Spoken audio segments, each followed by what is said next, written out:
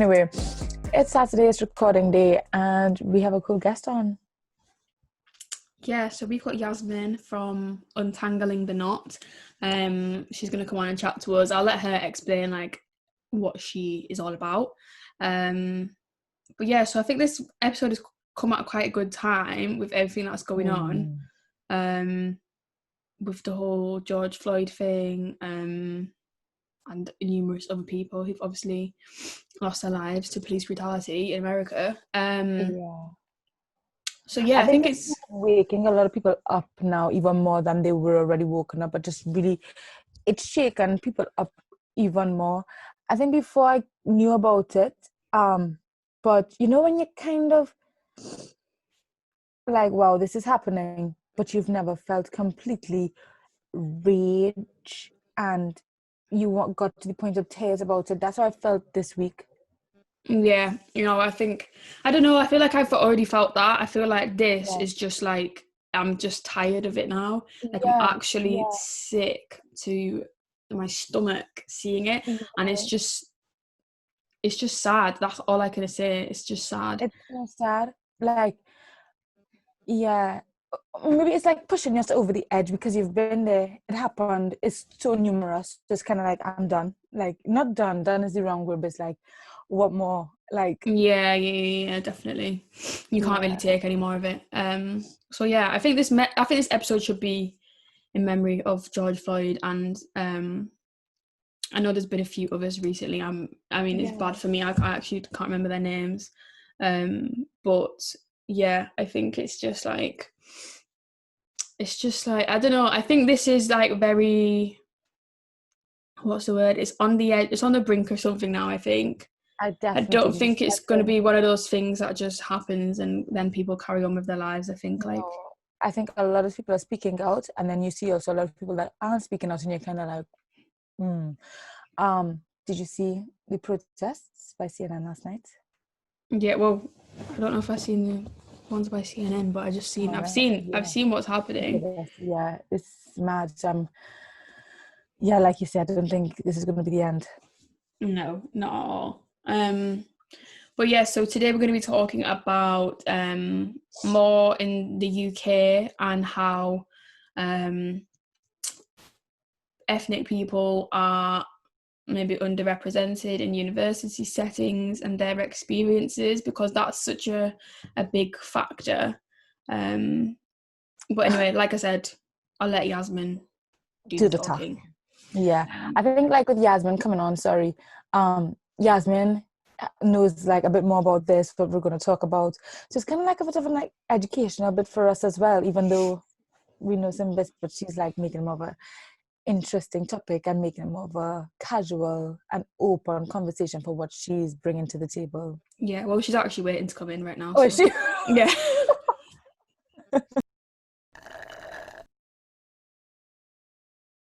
Okay, so we are now joined with Yasmin. Hello, Yasmin. Hello. And Yasmin is from Untangling the Knot. Well, maybe not tough for me, but you got me back into like a lot more academic reading, getting ready for this. Really? Yeah, I love this. Yeah. Yeah, trying to look at the state of our UK unis. Yeah. So, what did you go to uni? Yeah. So I'm still at uni. I'm in my second year. And where do you go? Cambridge. Oh, very nice, very nice. Oh, wow. We actually love how you're making this conversation open and like making a casual conversation for everybody to talk about and opening it up for everyone. I think that's very necessary. And I think a lot of our podcasts are like that, making sometimes what people think are difficult conversations a lot more easy for people. Sure. Yeah, I think it's all about trying to make it accessible, trying to get it out there. I think so often as well, like, especially when it comes to race, it's like these are conversations that never really overcome like the parameters of BME circles. So I think getting them and really using Instagram as a platform where you can just be scrolling through and see a snippet about racial identity from someone's life and something that they would never usually just talk about and confront. I think it's really powerful. 100%. Yeah, I think it's so important that, like you said, that we have these conversations outside of these groups, because sometimes it's not us who need to be aware of them, it's the people who are like exactly the cause of them. Yeah, for sure. And I think like in this current day and age, when we're talking about race so much, particularly over the course of this week, and we got so many messages being like, what can I do to help? And I think, yeah, it's about having these conversations you wouldn't usually have. It's about approaching race as a topic in a different way. It's not necessarily just about reading a journal article, reading like something by some fancy writer who's done a PhD. It's about actually talking to your friends, your BME friends, about what their racial identity is like, what their experience of being British has been like throughout their lives. Yeah, definitely. So with you starting untangling the knots, was that a matter of you going to Cambridge? You felt you lacked a sense of belonging there, or your peers did? What was your entire move into starting this platform?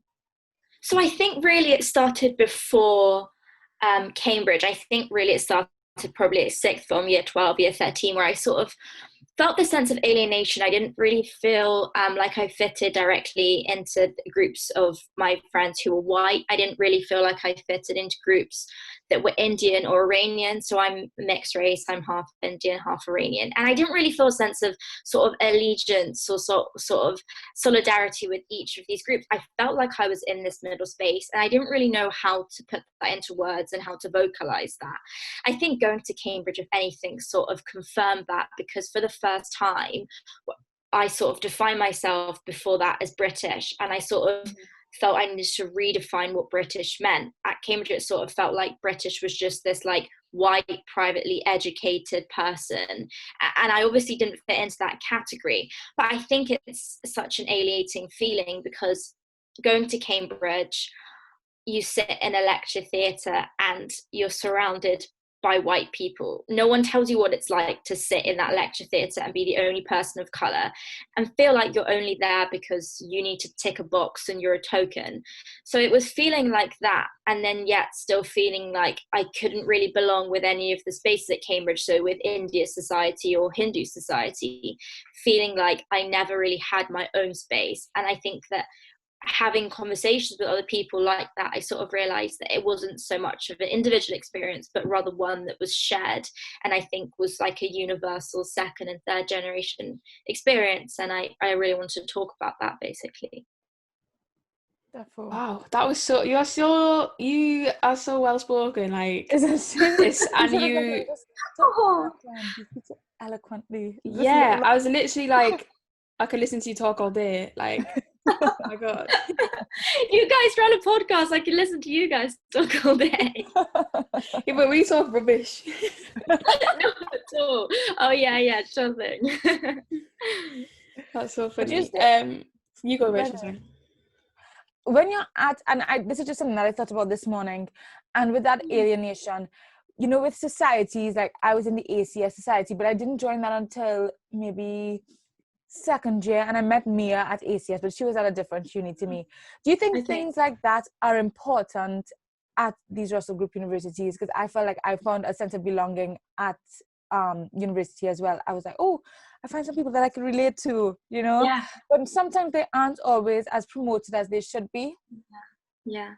I think those organizations, those societies are so important. I think it's such a striking, such a shocking feeling when you're going from a place where everyone has the same color skin as you, everyone knows about the food that you eat, the language you speak, and then suddenly you're in this place where no one knows about anything to do with your culture. You're surrounded by people who you don't really ever feel a sense of belonging to. So I think that finding solidarity within university is so important.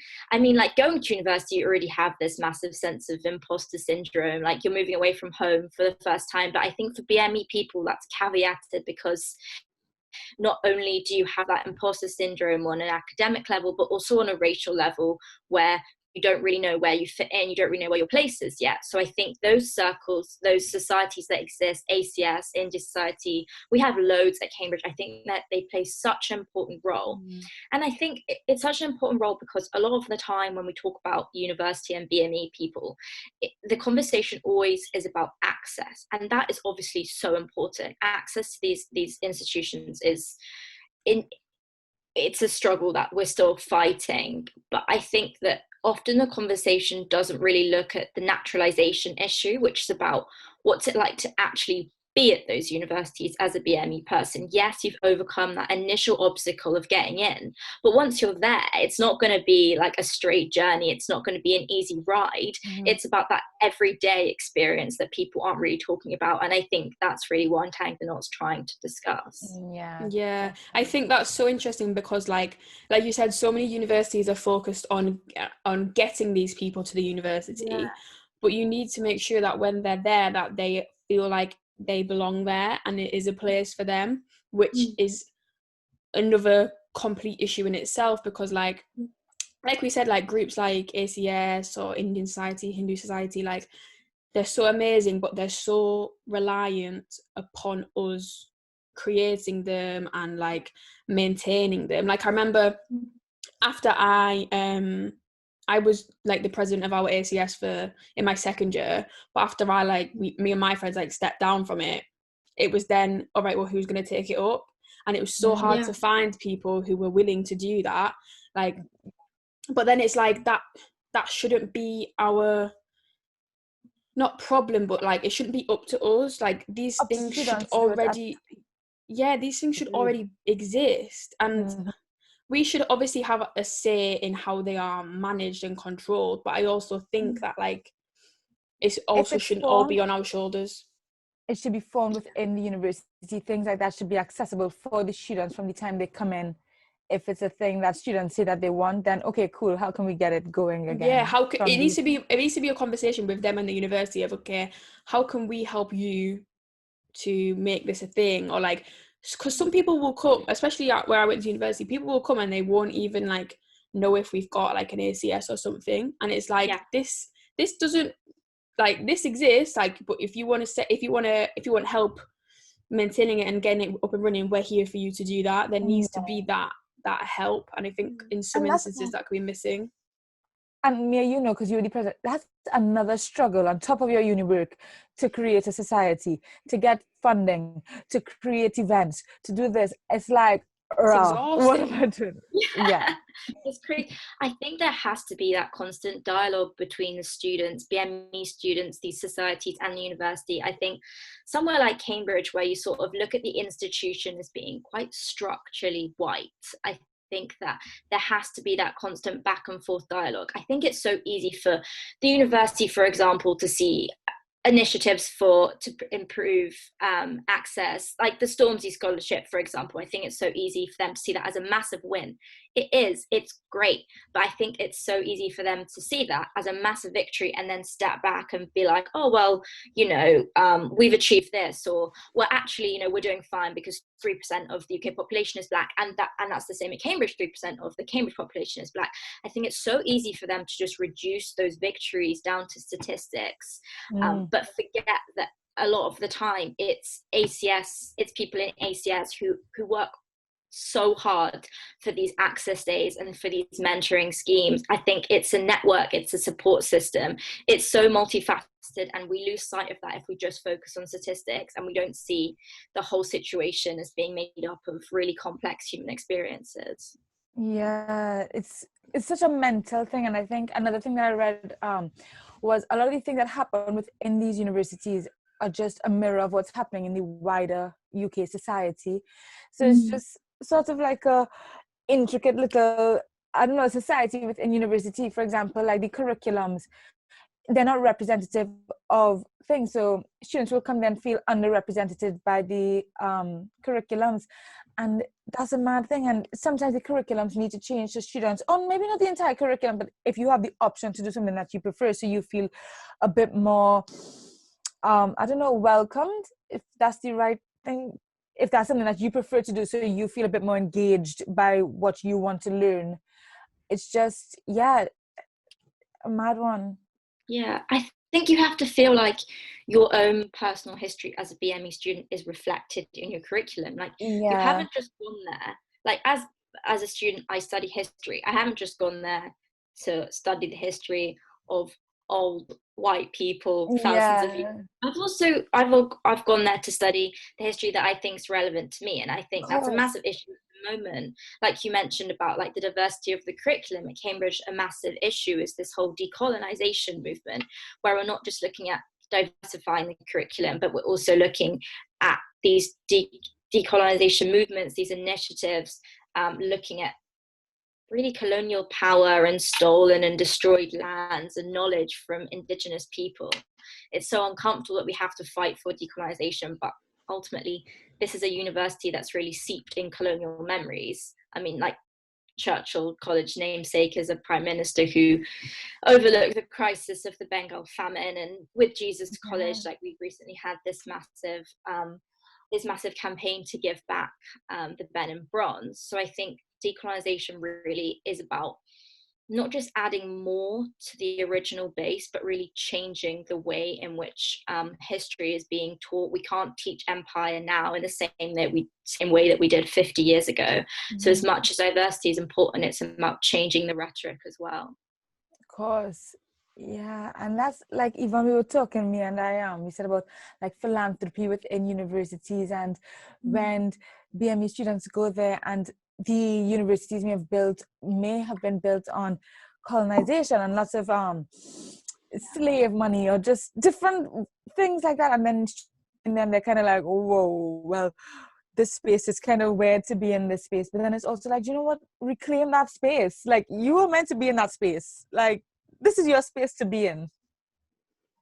Yeah, I think it's when you look at like what universities used to be, like they were so elitist and like for an upper class person, that has now changed, but it also doesn't necessarily benefit people who aren't white still. Like, there's things in place for white working class, middle class people, but like for Black people, for Asian people, for Arab people, like there's nothing really that is really in place for them to benefit. And I think that's something that's so interesting, is that's why sometimes I don't really like the word BAME, because I feel like it's so grouping of like, it's basically saying like anybody but white people. And to me, like, as soon as you do that, you put us all into the same bubble, when really like our needs from society are so different as communities.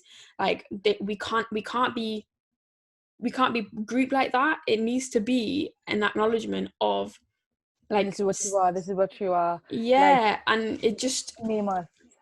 And I think that can lead to more problems, because you are assuming that a Black person's struggle is the same as an Asian person's struggle, and that is not the case at all. Like, each group has their own unique issues within society, and I think that also is something that's a bit more, it needs to be addressed more as well. I think there are so many problems with collapsing all these different ethnic minorities into one term. Definitely, like the struggles of someone who is South Asian working. I think the class issue is a massive thing as well. I think almost at Cambridge it's like we have these two markers of difference, race and class, but it's like if you're two steps away from the typical Cambridge student, if you're both racially different and different on a class level, it makes it so much harder to fit in. It makes your experience so much more difficult. If you're middle class, upper class, but you're also a person of color, then obviously your experience is going to be different. So I think that it's about trying to nuance BME, trying to not make it such a one category, one label sort of thing. Yeah, like a one size fits all. Like it's what you always say, Rachel, like it's never black and white. Never. Literally.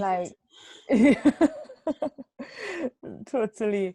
It's always just like so unique with every single situation. It's just, I think what else is really interesting that I think you told me the statistic, Rachel, I can't remember what it is, but like the amount of Black like lecturers, professors in the UK, it was like there's 20 25 Black women. I think there's 25 female. And hold on, let me see if I could put, there we go. As of 2016 and 2017, there were 25 Black female professors out of a total of 19,000, and 90 Black male compared with 14,000 white men. And that's just, I mean, I also tried to weigh it out with the amount of white people that there are compared with black. But then also that's still mind-blowing. That's a lot less. It's mad. And I Yeah, think so as then when well, you like, get into universities, that's literally nothing. When you spread them out, it's like, whoa. and then we Mm. talk about like like we said, like representation in the curriculum, but you also need representation in the people who are teaching you that curriculum.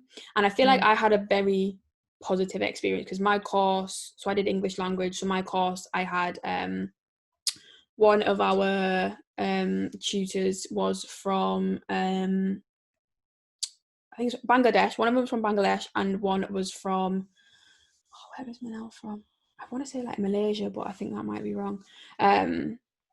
But basically, like it was diverse in that sense, but also in terms of the curriculum, because we had that free will to look into culture and to also go down your own path with it. Like I did an essay comparing like Ghana and I think it might have been India or something, like, but that was because that was what I wanted to do. It wasn't just because like the curriculum said so. So I think having that freedom is so important, and having people that you can talk to, who you can like take your essay to and not feel like, not embarrassed, but you can confidently say like, I wrote about this, I because I stand for this, I believe in this. Like we would literally have like seminars talking about like white supremacists, inequality, things like that, and having those conversations is so important. But there's so many classrooms or lecture theatres where that's not happening, and that's what is continuing the problem, because people are coming out of university with no more knowledge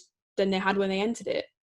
Definitely. Yeah, it's crazy. And it's like from a visual perspective as well, like why would you apply to a place where you can't see yourself in those positions of power? If you're applying to a place and there are no South Asian, there are no black, there are no ethnic minority female professors, then it's like, well, I'm not going to be able to fit into this place. My needs aren't going to be provided for. No one's going to know what I'm talking about. And when I want to talk about the stuff that I want to talk about, when I'm trying to study the history that I want to study, it's like, oh, like you're playing the race card, or you're only doing it because you're interested in that race history or black history. We shouldn't have those categories. It's not just your history. It's not just your personal history. It should be a history that should be relevant to everyone.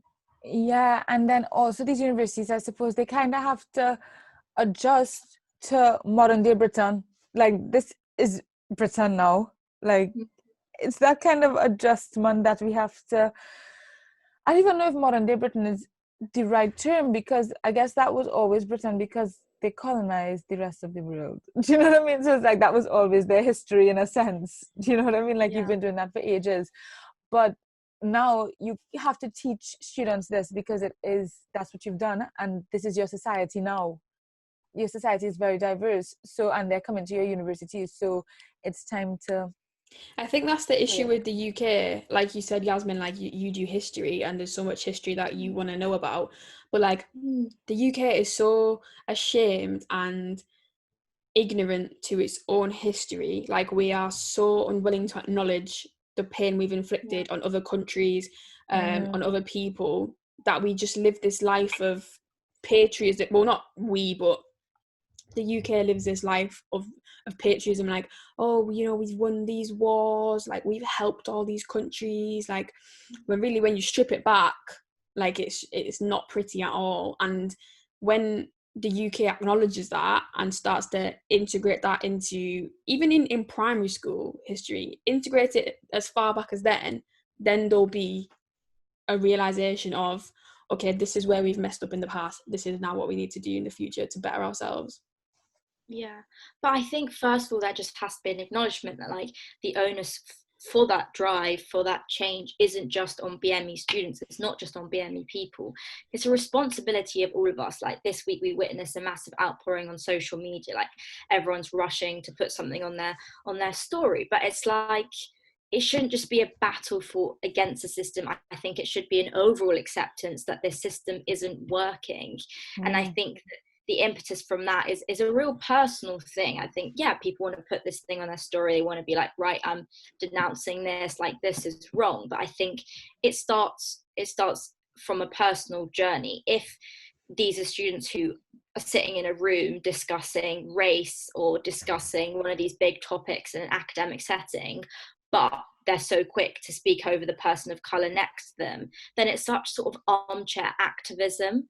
I think that you have to think about race, you have to think about the wider circles, the wider movement, and everyone trying to create change.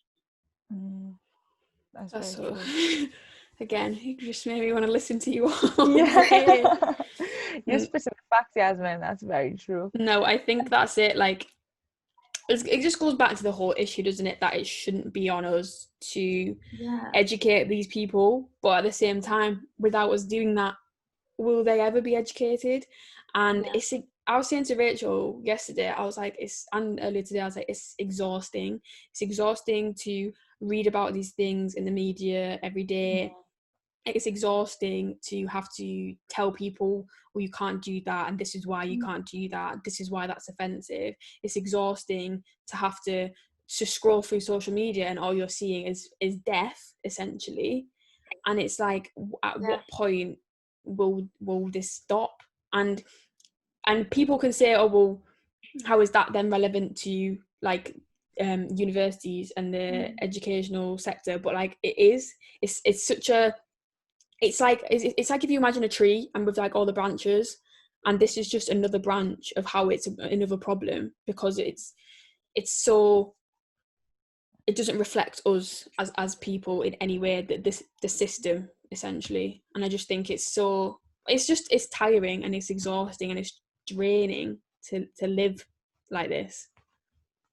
But where I think that exhaustion really comes from is like, people of colour, BAME people, they're sort of a figurehead when the rest of society needs them to be, but they have to suppress their race when society doesn't need them to be. When something like this happens, people rush to BAME people to ask them what they think, what they should do, etc.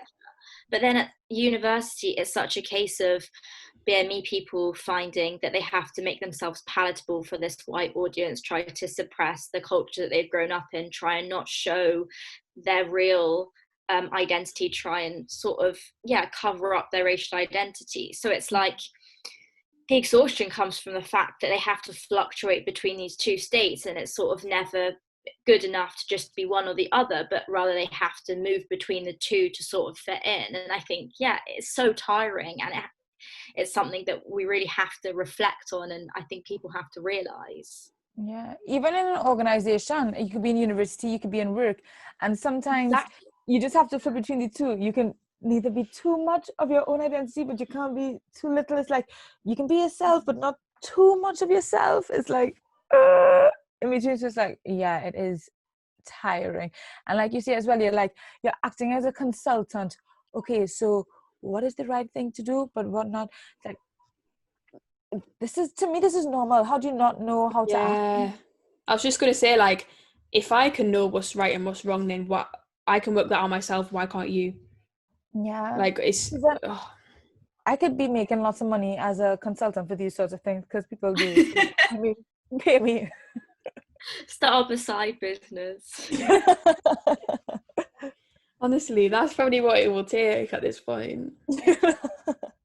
Like, that's, as well, Yasmin, because me and Mia as well have spoken about imposter syndrome. Sometimes we go into spaces and we're like, wow, I don't know if this is where we need to be. Never in like a Russell Group University kind of imposter syndrome, but when you feel like this is not your space, do you think, well, you've spoken to people, not necessarily with you, and you're like, what am I doing here? Like, when you see people who don't particularly look like you, or maybe you feel like the odd one out, and you're like, is this really for me? Do you think that that's a conversation that's come about? Yeah, for sure. I think the thing at Cambridge is that I've really experienced is like, I'm here at this place, and it's supposed to be an institution where some of the most supposedly intelligent people in the UK are going. And I think I'm just shocked when I enter those spaces and think, these people are so smart, but how can they be so ignorant? I just don't understand how you marry the two together. And I think, the feeling of alienation I felt is like, it's just shock, because it's like, like how can people be both? How can they sort of straddle both groups? But I think we have to return to the fact that really at these elite institutions, at Russell Group universities, the people who are getting in, the people who have dominated for so long, are people who are white. They've been to the top public and private schools in the country. So it's most likely that they've never really encountered like working class BME people. It's most likely that they've never really had to talk about these issues. These issues have never really come up. They've never entered those spaces.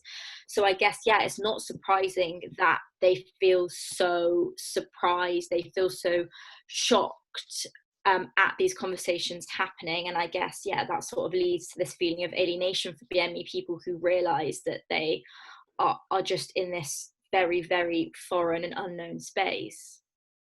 I think as well, like something that me and Rachel have said in the past is that it also depends where you're going to and where you've come from, because for me, like I'm from the northeast, so that's just not very diverse. It's very white, and I found Liverpool, because we're obviously in Liverpool, I found Liverpool to be quite diverse for me. But then I've got people who've come from London or Manchester, and they're like, oh my god, like this is like, this is so white here, like what the hell. So I think that also plays such a big factor in not necessarily in the sense of like the university as an institution, but where the university is based. I don't know what Cambridge is like, but like from what you've said, I imagine it's not very representative. Yeah, you don't look around and see very many people who look like you.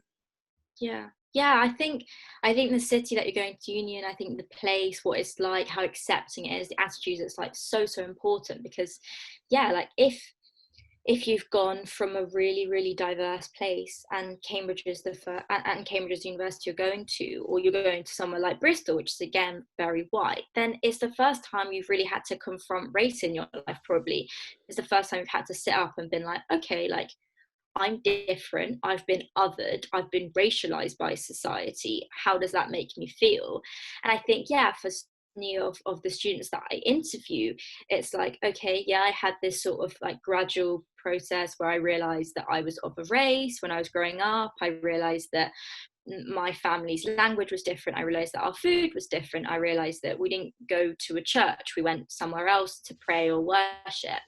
And then it's like, but when I came to university, like it was just crazy off the scale, because I felt so othered, I felt so different. So yeah, I think how welcoming that city is, what the student demographic is like, is so important. And yeah, what the uni itself looks like. Makes a massive impact, doesn't it? I remember, this is just a little bit of a funny thing on the side. My friends who came from Birmingham, when they came here, they're white, and they were like, why is this city so white? Because they were like, what? And imagine that's from like two totally different ends of it. And I was just like, that's crazy. And they were all, Ink is a club that we all go to, and they used to come to that club, and I was just like, it's crazy how different people from two totally different experiences could experience things in like the same thing. Like you came from a very wide city, Mia, they came from a very diverse city, and even they came to Liverpool and they were like, this city is very white, like not diverse at all. Like people could just experience things totally differently, can't they? Yeah, it's crazy when like your white friends realize it as well. It's like, you notice stuff like that. Really? It always just makes me so shocked. Yeah, where's everyone else? Yeah. I guess it's good that they are aware of that as well. Yeah. But we are slowly running out of time due to Zoom. But I was just wanting to ask Yasmin, like, how would you like conclude this conversation? Would you say like that we're making steps in the right direction? Would you say that there's work to be done by certain people? Like, how would you kind of summarize this? I think we really are moving in the right direction. I think I keep on returning to this idea of like, this week has been massive. People are sitting up and being like, wow, like race is something we have to start talking about. It's something that is really important. But I think where we need to be moving is, rather than just seeing race as a one-off issue, it's something that has an intersection in daily life. And I think really that's why I started Untangling the Knot, to try and shine a light on that, to try and see that people are plagued by issues of racial identity, of immigration, of all these sorts of things every single day. It's not just a one-off crisis thing, it's a general thing. So yeah, I think we're moving in the right direction, but yeah, of course there's so much to be done, and we're going to do that through having these conversations, through trying to make these conversations more accessible. Yeah, and I think I agree, and I'm 100% here for it, and congratulate you, and I'm very happy that you're bringing this conversation to people and making them more accessible and easy to listen to. Because I don't think it was like a real facts, figures, blah, blah, blah, even though those are important and people love them. I think that it's just a very easy listen, and you speak so well, and those people want to listen to you. Complimentary. I think that's what's so important when you have these conversations, is that you don't break it down to the facts and figures. You look at a person holistically, and it's about the qualitative data rather than the quantitative, because like you acknowledge that every single person has had a different experience and they have a different story. And I think what you're doing is so important, and for people who maybe aren't aware of it, it's a really good place to start to look and to see through what other people have experienced themselves. Yeah, moving it away from these feelings of anger associated with race or white fragility. It's just about getting it out there, getting it into the open, and something that people want to talk about and think's important. Yeah. Thank you for letting us have this conversation with you. I think we really enjoyed it. I definitely did. No, I really enjoyed speaking to you, and yeah, I feel like, I don't know, I just feel like that was a really good, positive conversation. You had a little frozen moment there for a bit, me. I'm not gonna lie to you. Shock. I've literally been hotspotting for the whole thing. My phone is boiling. But Yasmin, this is gonna drop tomorrow at 6 o'clock. Amazing. Okay, so that's exciting. So yeah, we'll see you. But yeah, thank you so much, Yasmin. It's been a pleasure. Amazing. Thanks, guys. Thank you. Guys, we just had Yasmin on from Untangling the Knots. That was such little untangled. That was such a nice one. I really enjoyed recording that one. Yeah, I really enjoyed that conversation, and I think it was relevant, necessary, and interesting. So correct is right. Yeah, I think if you feel like you need to educate yourself more on these issues, definitely head to Untangling the Knots Instagram page, and you can read all about different people's experiences.